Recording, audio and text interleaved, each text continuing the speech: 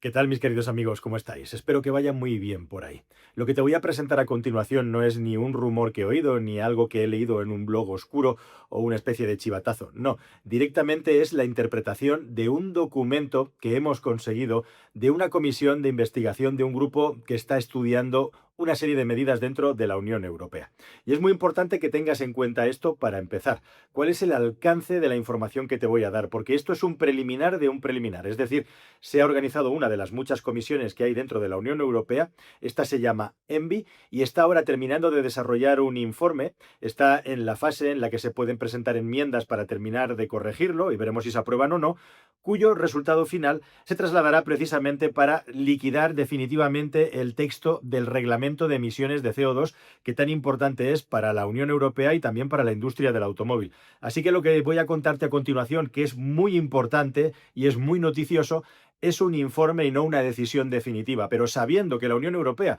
no solamente una, sino dos veces ya ha rectificado respecto a las medidas en la reducción de emisiones de CO2, desarrollo del automóvil eléctrico, desaparición del motor de combustión interna, es creo que relevante y valioso que hagamos un análisis del mismo porque contiene información muy interesante. Y en segundo lugar, antes de ir directo al grano, que va a ser a la de ya, simplemente comentarte que en este canal en los últimos tiempos hemos estado hablando bastante de combustibles alternativos, es decir, todo aquello que no son fósiles, desde los bio hasta los sintéticos, pasando por supuesto por los renovables, que son los que verdaderamente van cogiendo fuerza en este documento y también ahí fuera en el mercado donde ya podemos repostarlos. Y parece que no le presta mucha atención la gente en general ni los medios en particular a esto, pero tienen el potencial, si la Unión Europea no se hace trampas al solitario, de poder cambiarlo todo. Así que si te parece, vamos a centrarnos en lo que son los cuatro pilares básicos, más o menos cuatro o cinco pilares básicos, empezando por lo más notorio y llamativo de todo, que es algo así como una nueva categoría de coches. Vamos a fondo con el tema.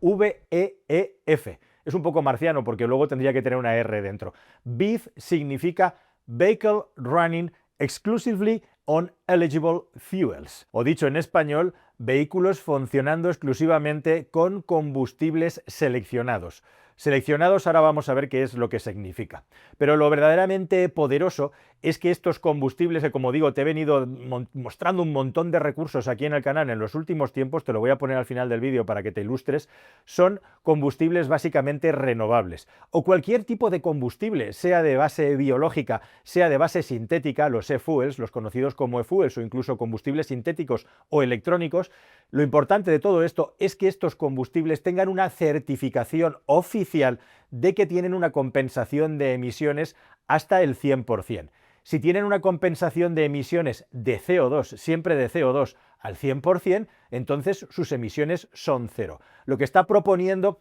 este grupo de trabajo es que, oiga, no nos hagamos más trampas al solitario, se supone que nos basamos por el principio de neutralidad tecnológica. Si le estamos dando la etiqueta de cero emisiones al vehículo eléctrico y le estamos dando la etiqueta de cero emisiones al vehículo de hidrógeno, un vehículo movido eventualmente por combustible sintético o renovable que tiene certificadamente cero emisiones, puesto que se han compensado respecto a las que se emitieron a la hora de producirlo, debería de ser un vehículo cero emisiones. Dicho de otra manera, esta categoría de vehículos entraría en el mercado y provocaría un auténtico cataclismo, porque hasta ahora cero emisiones igual a coche eléctrico y un poquito de hidrógeno. A partir de ahora, cero emisiones, coche eléctrico, coche de hidrógeno y coche movido por combustibles elegidos, es decir, combustibles principalmente renovables, también sintéticos, pero son más caros todavía, que tengan certificado de cero emisiones. Y esto, bajo mi punto de vista, estos coches BEEF con V, tiene una consecuencia crucial. En el año 2035 se iba a prohibir la venta de motores de combustión interna al 100%. Luego recularon y decidieron que la reducción de emisiones de CO2 tenía que ser del 90% en el caso de los turismos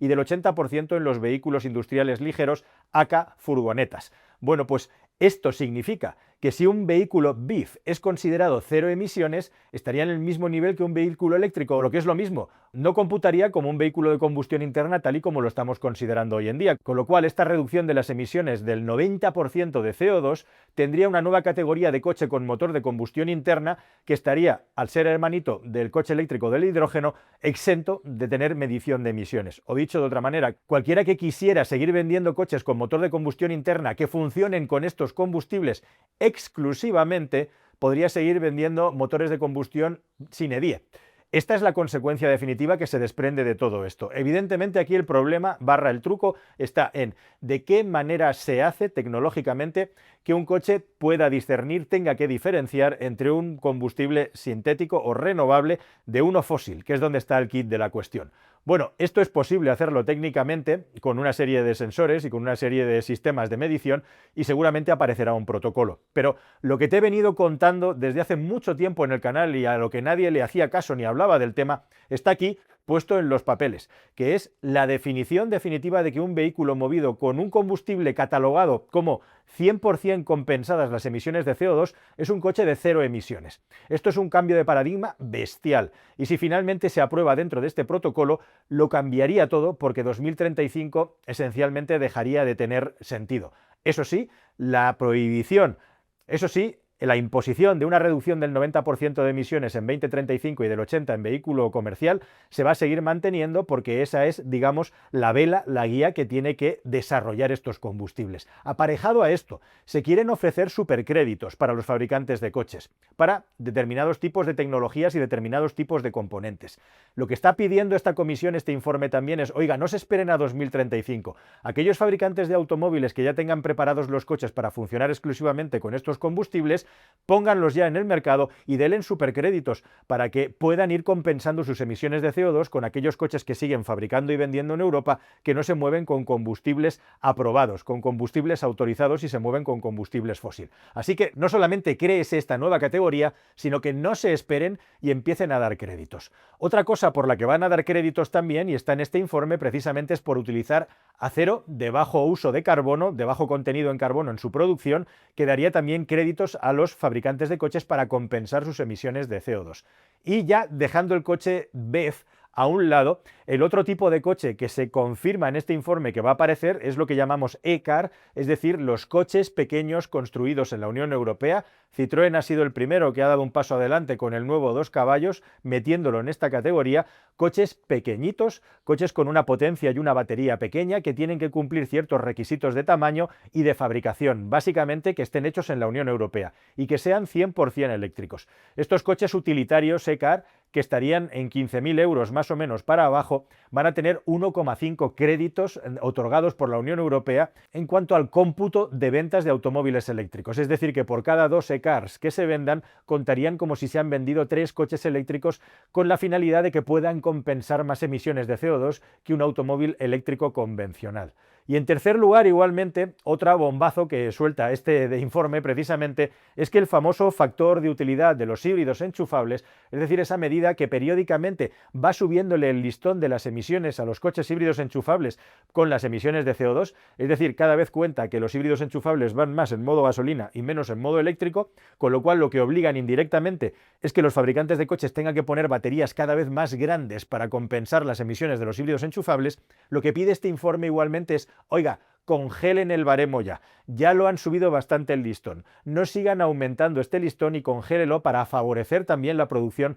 de estos vehículos en Europa. Además, si hay algo que chirría enormemente, que es una locura dentro de lo que es la decisión de la Unión Europea en la reducción de emisiones, es el tema de las furgonetas. Si vamos mal con el automóvil eléctrico, no te cuento ya con la furgoneta eléctrica, es un desastre. En este informe se promueve que ese 80% pase a ser un 70% en el año 2035 y que la reducción de emisiones del 40% en el año 2030 se reduzca al 30%. E igualmente, y en añadido y para terminar, se pide igualmente que los plazos en general de inclusión de estas normativas de restricción se alarguen y se amolden a la realidad del mercado, porque es que uno de los grandes problemas que tienen estas normas de reducciones de emisiones es que tienen un proceso lineal respecto a lo que es la entrada en vigor, mientras que lo que es el mercado en sí mismo, lo que es la venta pura de los vehículos que proporcionan las reducciones de emisiones suficientes, tienen siempre curvas exponenciales. Estamos ahora mismo en el mercado automotriz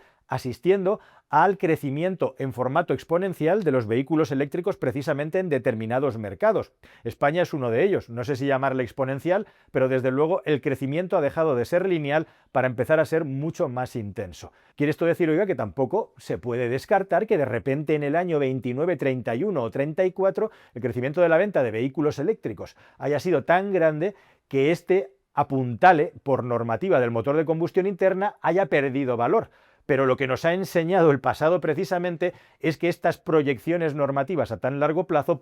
están provocando problemas, especialmente en el inicio del proceso, gravísimos, y que no se puede seguir estrangulando el sector para hacerlo pasar exclusivamente por un canuto tan pequeño, porque las consecuencias son funestas, poniendo incluso en riesgo la propia vigencia del concepto de Unión Europea, alimentados los extremismos precisamente por el dolor que se causa en las clases medias, medias bajas y clases bajas con todo lo que se está haciendo. Si todo esto se cumple, además unido al pasaporte de las baterías, se promovería más la industria en la Unión Europea y por primera vez, eso que te he venido contando desde hace ya 2-3 años, el asunto de por qué un combustible certificado con reducción de emisiones no computa como reducción de emisiones en el tubo de escape cuando está circulando, dejaría de ser una farsa, dejaría de ser una estafa, un engaño al solitario, para convertirse en una realidad ante los ciudadanos, ante los fabricantes de coches, ante las petroleras, que tienen que aumentar la producción de este tipo de combustibles, y por supuesto ante la Unión Europea. Bueno, pues ya lo ves, querido amigo, querida amiga. Esta es la interpretación y la extracción de los datos de este informe, que no tiene desperdicio y que, digamos, es de los que tiene más y mejor nivel técnico y también más toma de tierra respecto a los combustibles, cuál es su papel, más en una situación en la que tenemos ahora de tanta incertidumbre geopolítica y donde la seguridad energética, que a su vez es la seguridad de la logística, que a su vez es la seguridad que permite que el mundo siga girando, es tan tremendamente importante y al mismo tiempo está en un equilibrio tan delicado. Esto, al final, no deja de ser algo que está vinculado a los tiempos con los que la Unión Europea quería meternos en la electrificación, como te estaba contando hace unos segundos, pero que finalmente no va a poder ser así, como con tantas otras cosas, como por ejemplo las zonas de bajas emisiones, que son una auténtica, una verdadera estafa a los ciudadanos, así se está demostrando en estos tiempos, y a las que les vamos a dedicar, si os parece, un vídeo, porque tenemos nuevos datos y nueva información que me gustaría compartir contigo. Así que nada más, queridos amigos, espero que toda esta información os haya parecido interesante y relevante, directos al grano como siempre. Si os ha gustado, suscribíos al canal, es gratis y no cuesta nada. Es increíble, pero la mitad de las personas que veis nuestros vídeos aún no estáis suscritos. Ayudadnos, que queremos llegar cuanto antes a los 2 millones de suscriptores. Y como siempre, muchísimas gracias por vuestro interés, por vuestra atención y por vuestro cariño. Hasta el siguiente vídeo, querida familia. Adiós.